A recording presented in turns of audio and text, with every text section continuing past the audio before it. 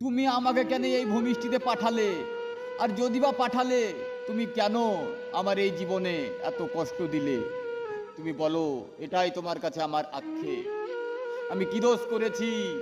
আমি কি পাপ করেছি? তুমি আমায় বলে দাও, আমি আর সইতে পারছি না।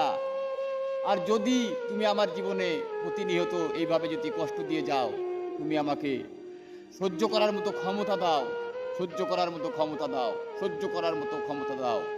কারণ তোমার কষ্ট আমি সয়ে যাব। হ্যাঁ, কারণ তুমি হচ্ছে শ্রেষ্ঠ, তুমি হচ্ছে দিন দুনিয়ার মালিক, তুমি সারা জাহানের মালিক, সারা পৃথিবীর মালিক। কারণ তুমি মহান আল্লাহ, তুমি সব করতে পারো, দিনকে রাত করতে পারো, রাতকে দিন করতে পারো, সেকেন্ডকে 12 বছর করতে পারো, 12 বছরকে সেকেন্ড করতে পারো। আল্লাহ গো, তোমার কষ্ট আমি সব সইব। তুমি আমার ভালো করলেও মঙ্গল, আমার মন্দ করলেও মঙ্গল। বন্ধুরা, এইভাবে কষ্ট হইতে শিখো।